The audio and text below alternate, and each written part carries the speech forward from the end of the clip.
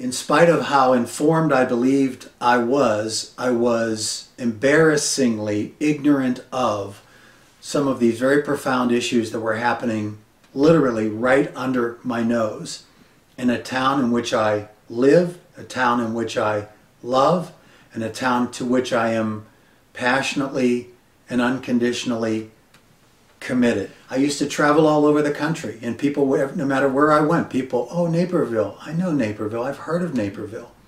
And I boasted and beat my chest and told them, you're absolutely right, it's a great place to live.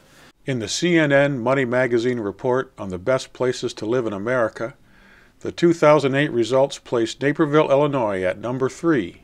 4 years later, the 2012 results placed us at number 54, a decline of 51. What happened to Naperville? In this short video and website, your fellow concerned citizens at reclaimnaperville.org will offer some insight into the fiscal irresponsibility, corruption, and incompetence by our city's elected officials and staff that has resulted in the loss of our reputation as a highly desirable city in which to live, work, and raise a family. So the question is, what happened?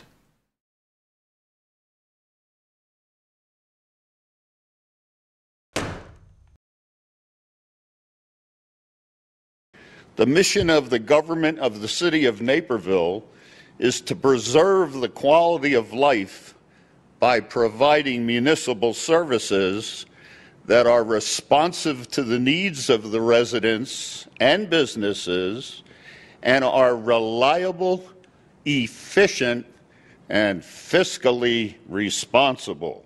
The last thing you want to do is to raise taxes in the middle of a recession.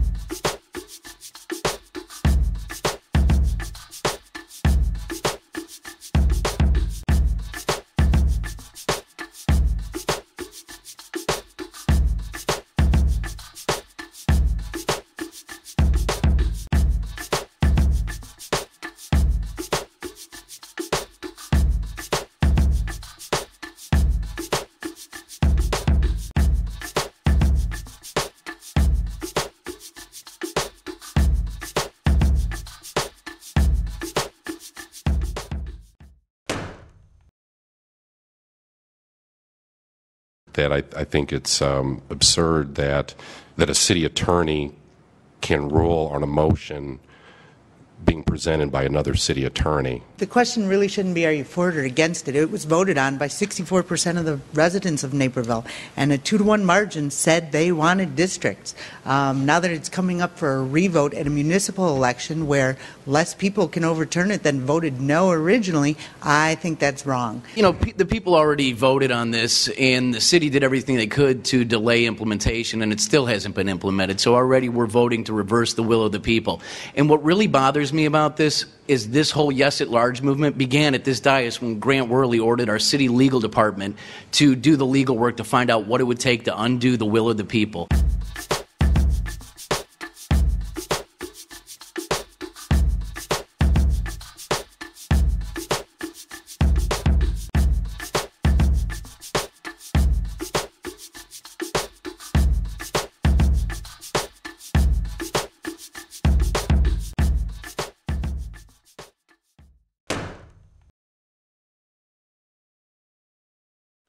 Underprivileged citizens have suffered under the current regime as well.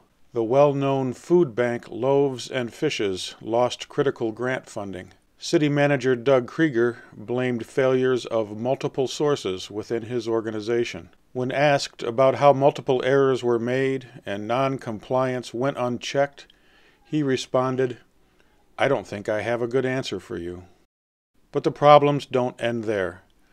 The city's website, email, and online bill pay services were brought down by a hacker for more than 3 weeks. Soon after, the City Council bestowed upon the IT team the Department of the Month Award. And speaking of hackers, take a look at this. Governments and power corporations around the globe, through an incessant drive to, quote, modernize the power grid, have directly created a situation where our entire civilization's energy source is now in danger of being taken down. With hundreds of smart grid projects all being installed simultaneously around the world, we're seeing a globally orchestrated move to quietly merge the entire power grid with the vulnerabilities of the internet. Already, in both simulated and actual hacking attacks, smart meters, power generators, and entire utilities on the smart grid have been demonstrated defenseless to hackers.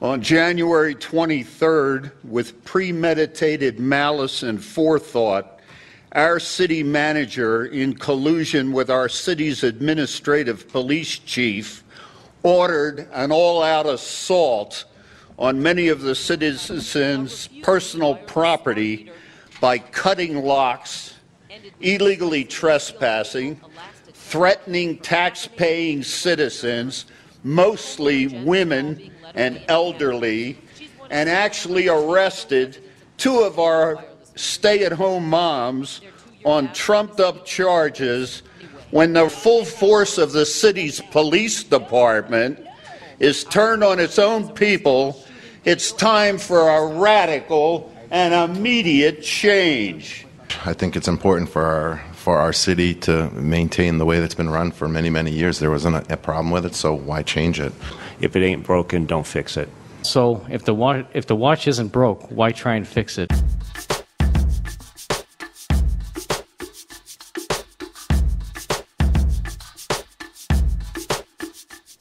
Like Sean Connery said in the movie The Untouchables, to Elliot Ness, he says, what do you want to do? What are you going to do? No, what are you really going to do? And that's really where we are. It's not about what are you going to do. It's about what are we really going to do.